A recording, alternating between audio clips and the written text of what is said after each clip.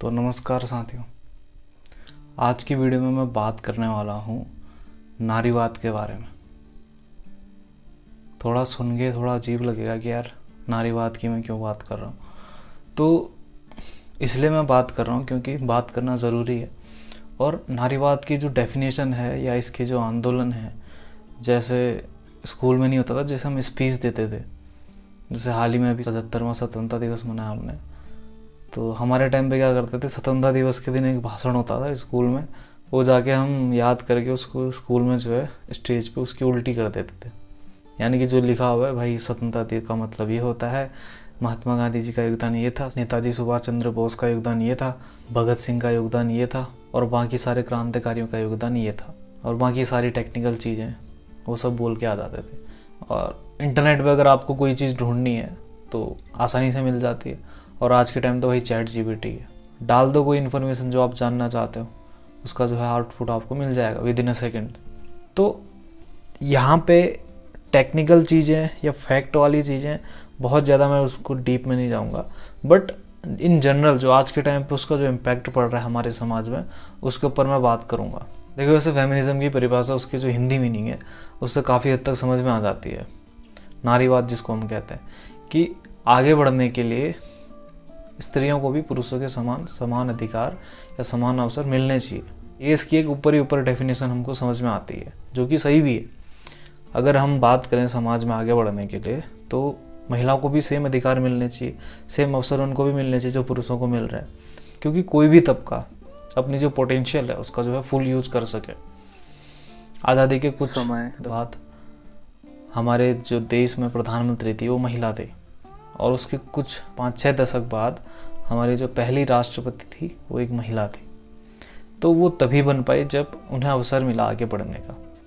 और हमारी जो पूर्व विदेश मंत्री थी सुषमा स्वराज, और भी बहुत सारे ऐसे एग्जाम्पल हैं जो कि नारीवाद का एक बहुत अच्छा एग्जाम्पल हमें देते हैं। रही बात जहाँ तक मेरे समर्थन की, तो मैं समर्थन करता हूँ नारीवाद का, और दिल से समर्थन करता हूँ।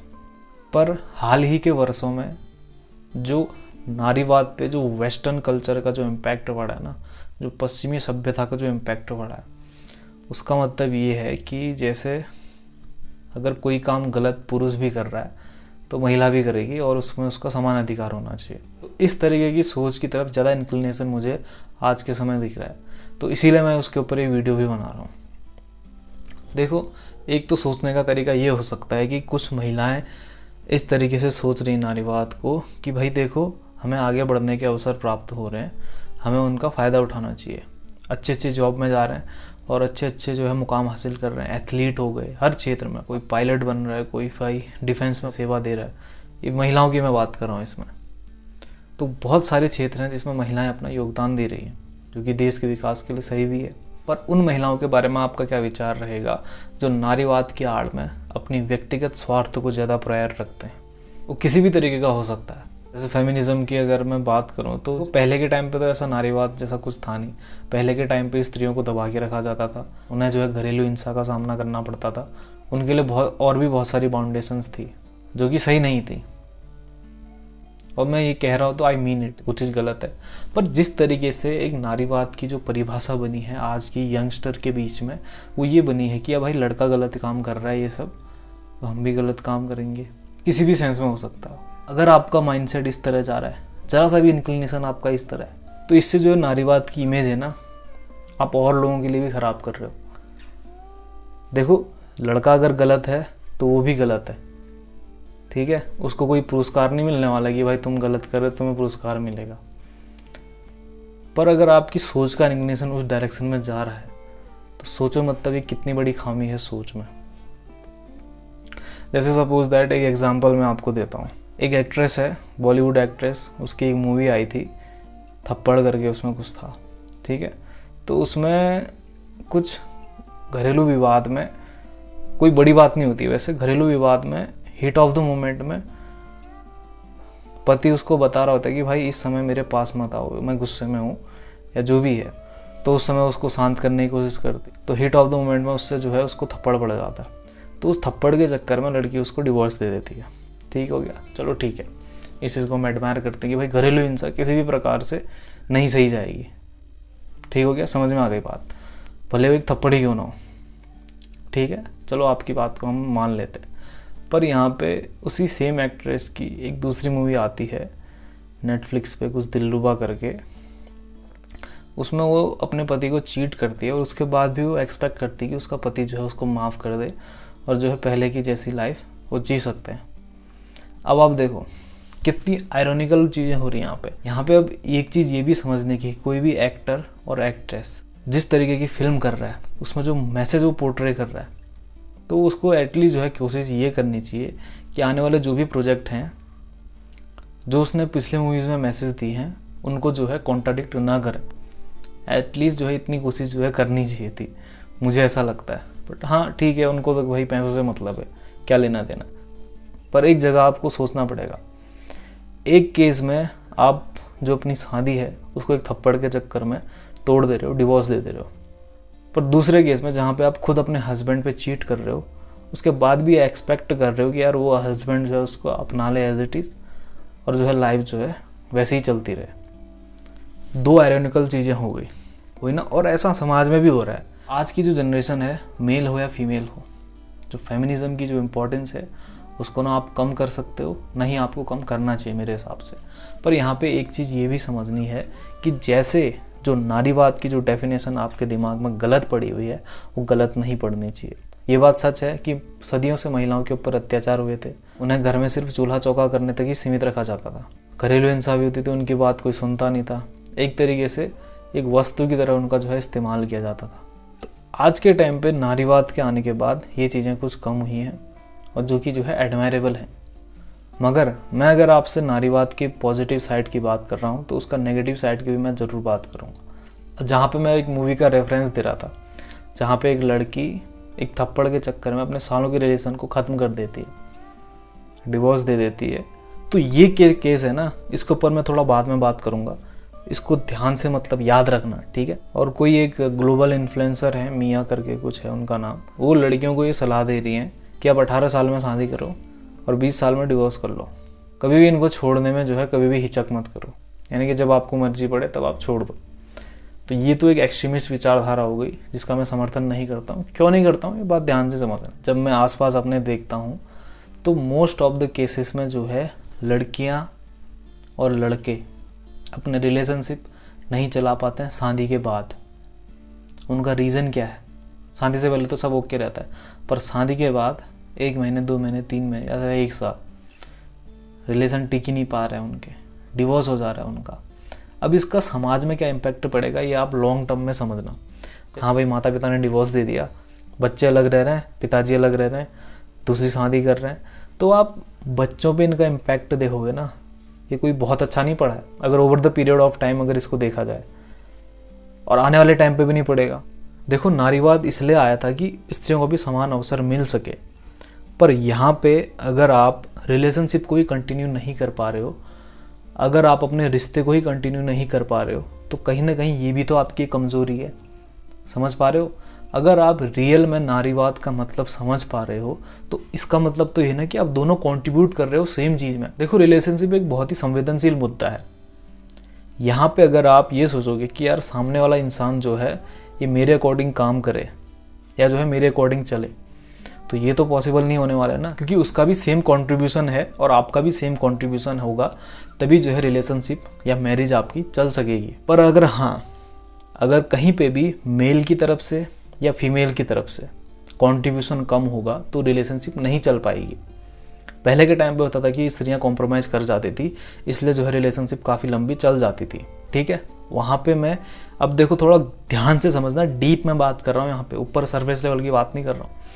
अगर आपकी शादी के बाद पुरुष जो है शराब पी के आपके साथ घरेलू हिंसा कर रहा है, आपको मानसिक रूप से प्रताड़ित कर रहा है, या आप पे बहुत सारी बंदिशें लगाती कि हाँ भाई यहाँ क्यों जा रहे हो, यहाँ नहीं जाना चाहिए, ये आप मेरे हिसाब से करोगे, वो आप मेरे हिसाब से करोगे, फिर तो ठीक है, डिवोर्स देना कोई गलत बात नहीं। बट ये थप्पड़ थिंग, देखो एक तरीके से अगर देखा जाए तो टेक्निकली थप्पड़ मारना गलत है, इसको जो मैं सही भी नहीं बोलूँगा, ठीक है। बट आपकी जो इतनी बड़ी रिलेशनशिप है, इतनी लंबी रिलेशनशिप है, क्या वो इतनी कमज़ोर है कि एक थप्पड़ पे टूट जा रही है? और थप्पड़ भी किस तरीके का, ध्यान से समझना, घरेलू हिंसा वाला थप्पड़ नहीं कि रोज़ आपको थप्पड़ तड़ातड़ पड़ रहे हैं, वो नहीं कह रहा हूँ मैं, बट जो उस मूवी में पोर्ट्रे किया गया है, आप देखना उस मूवी को, वहाँ पे एक पति जो है किसी और से जो है बहस कर रहा है, वहाँ पे माहौल थोड़ा गर्मा गया।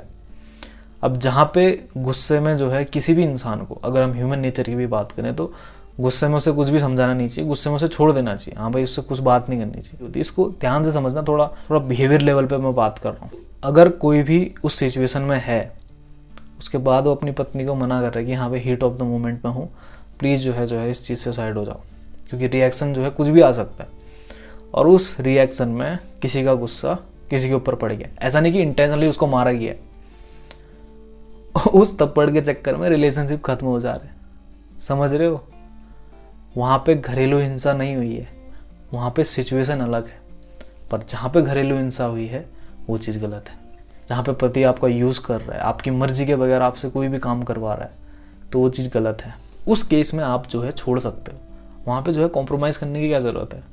बट रिलेशनशिप में शादी के बाद कोई भी छोटी छोटी चीज़ें हो रही हैं जिसमें आप ये चाह रहे हो कि यार सामने वाला मेरे से झुके, या सामने वाला जो है मेरे सारे काम करे, या जो है मैं उस पर डोमिनेंट हूँ, अगर ऐसा नहीं करता है तो मैं उसको छोड़ दूंगी, तो ये क्या सही चीज़ है? एक तो ये होगा कि आप फेमिनिज्म का जो है आंख बंद करके सपोर्ट करो, फेमिनिज्म के नाम पे कुछ भी करते रहो, उसका जो है आपकी पर्सनल लाइफ पे बहुत ज़्यादा इंपैक्ट पड़ेगा, और उस पर आपको कोई बताने भी नहीं वाले कि हाँ भाई तू सही कर रही है, तू गलत करी, करो भाई, आपकी अपनी मर्जी है, या आपका अपना ओपिनियन हो सकता है कि आप किसी भी तरीके से फेमिनिज्म का यूज़ करो। देखो, फेमिनिज्म का अगर आप फ़ायदा उठाते हो ना, तो उसको आप अपनी ग्रोथ में उठाओ, तो तब पूरा समाज आपके सपोर्ट में आएगा उस चीज़ के लिए। बट अगर इस चीज़ को गलत चीज़ों के लिए आप इस्तेमाल करोगे, कई केसेस में ऐसा भी होता है कि यार पत्नी शादी के बाद अपने एक्स्ट्रा मैरिटल अफेयर चल रहे होते हैं, अगर उसका पति उस पर विरोध करता है, पत्नी जो है उल्टा कानून का सहारा लेके पति पे जो है केस कर देती है, या पति पे जो है झूठे इल्ज़ाम लगाए जाते हैं कि उसके साथ मारपीट होती है। तो अगर आपका इस्तेमाल इन्हीं चीज़ों में करना है तो कहीं ना कहीं आपको इनका खामियाजा अपने ही जीवन काल में व्यक्तिगत रूप से भुगतना पड़ेगा। उसमें मैं कोई नहीं आता हूँ कि आप सही कर रहे हो गलत कर रहे हो, ये इंसान की सेल्फ असेसमेंट होती है, ये आप ही खुद कर सकते हो अपनी बेहतर। यहाँ पे कोई किसी का जज नहीं बनने वाला है, ठीक है? आप पर्सनल लाइफ में कुछ भी करो, मुझे क्या, बट इसका जो है इम्पैक्ट जो है आपकी लाइफ में सही तो नहीं पड़ने वाला है अगर आप इसका जो है नेगेटिव यूज़ कर रहे हो। पर हाँ, अगर आपके साथ गलत हो रहा है तो उसके खिलाफ चुप भी मत बैठो, ये मेरा कहने का विचार है। थोड़ी मतलब इसमें मैंने डीप बात करी है, ऊपर ऊपर से बात नहीं करी कि हाँ भाई ये सब चल जाएगा करके। अगर नारीवाद की अगर रियल परिभाषा है ना, तो अगर आप उसमें अपनी रिलेशनशिप को लॉन्ग टाइम के लिए कंटिन्यू करे रखते हैं, तो ये भी तो एक नारीवाद की जीत है, ये आपकी जीत है। यहाँ पे आपको कॉम्प्रोमाइज़ नहीं करना पड़ रहा है, यहाँ पे आपको दोनों को, मेल को भी और फीमेल को भी, दोनों का जो है सेम कंट्रीब्यूशन अपनी मैरिज में, अपनी रिलेशनशिप में सेम कंट्रीब्यूशन देके अपनी जो है लाइफ को आगे बढ़ाना है। देखो, कुछ भी हो जाए, अकेला इंसान या अकेली नारी कोई भी पहाड़ नहीं फोड़ने वाली है। कुछ भी कर लो, आपको लगता नहीं कि आप अकेले पहाड़ फोड़ लोगे, या अगर मेरे को लगता है कि हाँ भाई मुझे किसी की ज़रूरत नहीं पड़ती, या अगर आपको कोई फीमेल हो, अगर आपको लगता है कि हाँ भाई मैं अकेले ही सब कुछ कर लूँगी, समाज जो है किसी भी रूप से न नारी के ऊपर चल सकता है न पुरुष के ऊपर चल सकता है। पर हाँ, सदियों से हमारी जो सोच है वो पितृसत्तात्मक जरूर रही है। इसका मतलब ये नहीं कि हम अपनी माताओं की इम्पोर्टेंस को नहीं समझते हैं। और एक बात मुझे हमेशा ख़राब लगती है कि जो घर में रह के गृहिणी जो अपना पूरा परिवार चला रही है, उसको किसी जॉब करने वाले से कम क्यों आंका जाता है? कि आप घर में सुबह से लेके शाम तक काम कर रहे हो, पति की सेवा कर रहे हो, सब चीज़ कर रहे हो, पूरा घर संभाल रहे हो, ये चीज़ कम है? सपोज दैट आपके घर में मम्मी किसी काम से अपने जो है मायके चली गई, उस समय पे आपके घर का स्केड्यूल क्या रहता है, ये थोड़ा समझना, उसको, उनकी इम्पोर्टेंस को समझना। घर घर जैसा लगता है कि आपको? बताओ, घर तो माँ से ही बनता है ना। तो एक्सट्रीम पे जो नारीवाद का जो गलत इम्पैक्ट पड़ा है ना, जो वेस्ट कल्चर से ज़्यादा एसोसिएट है, और इस चीज़ की बहुत ज़्यादा आलोचना भी होती है, जहाँ पे इस तरीके की सोच वाले लोग कहते हैं कि 18 में शादी करो और उन्हें 20 में जो है डिवोर्स कर दो। मतलब मुझे समझ में नहीं आता है कि इस तरीके की सोच को रख के वो समाज को कितना आगे बढ़ाने की सोच रखते होंगे। तो ये जो है सोच सही नहीं है, और मेरे सही है कहने या नहीं कहने से इसका क्या इम्पैक्ट पड़ता है आप उन लोगों पे देख लेना जो शादी के बाद बहुत ज़्यादा डिवोर्स कर दिए हैं, पर वहाँ पे जो है तब भी उन्हें कोई परफेक्ट मैन नहीं मिलता है। अगर लड़कियों को ऐसा लगता है कि हाँ भाई इसको मैं छोड़ूंगी तो मुझे कोई बेटर मिल जाएगा, अगर उसको मैं भी छोड़ दूंगी तो कोई मुझे बेटर मिल जाएगा, तो रियलिटी यही है कि बेटर कोई भी नहीं है। अगर आप इस तरीके की सोच रख के आगे बढ़ोगे कि हाँ भाई मुझे कोई बेटर मिलेगा, कोई बेटर मिलेगा, तो बेटर तो मिलने वाला कोई है ही नहीं, ठीक है। बट आपको एक चीज़ रियलाइज़ होगी कि आने वाला जो भी पर्सन है ना आपकी लाइफ में, उसका कंपैरिजन जो है आप पीछे वाले से करोगे, कंपैरिजन करोगे जो कि कभी भी ख़त्म नहीं होने वाला है। या तो आपको एक चीज़ पहले ही समझनी पड़ेगी कि भाई अपना, अगर आप फर्म माइंडेड हैं, चंचल नहीं हैं, तो पहले तो आपको अपना पार्टनर ढूंढने में बहुत ज़्यादा सावधानी बरतनी चाहिए। और अगर आप उसके बाद आप अपनी चॉइस करते हो तो जो है उससे पीछे नहीं हटना चाहिए, अनटिल और अनलेस कि भाई जब वही आपको छोड़ दे तब तो क्या ही करोगे, या जो है जब तक उसका साथ है, यानी कि जब तक वो अलाइव है। सोच समझ के अपना पार्टनर बनाओ। अगर आपको लगता है कि हाँ भाई वो आपके साथ लंबा चल सकता है, तो पहले इसीलिए जो है ये चीज़ें पहले करनी ज़रूरी हैं। पहले आप सोच समझ के आप डिसीज़न लेते हो ना, फर्म माइंडेड हो, यानी कि जो आपने डिसीज़न ले लिया तो ले लिया। बट हाँ, उसके बाद भी मतलब कई बारी गलतियाँ होती हैं, बट कोई चीज़ ऐसी भी नहीं है कि जिसको फिक्स नहीं किया जा सके। फिक्स चीज़ें की जा सकती है। जहाँ तक पानी सर से ऊपर नहीं जा रहा है ना, जहाँ पे घरेलू हिंसा नहीं हो रही है आपके साथ, जहाँ पे आपके अधिकारों का जो है बहुत ज़्यादा हनन नहीं किया जा रहा है, आपकी मर्जी के खिलाफ आपके साथ बंदिशें की जा रही हैं, जहाँ तक ये नहीं हो रहा है, इतनी क्रिटिकल कंडीशन आपकी नहीं है, तो आप रिलेशनशिप को अच्छे से मैनेज कर सकते हो। बट इन केस को छोड़ के अगर आप छोटी छोटी चीज़ों में अगर आप रिश्ते तोड़ दे रहे हो, तो आपको जो है कोई भी बेटर इंसान नहीं मिलने वाला है। ये आपकी पर्सनल फॉल्ट है।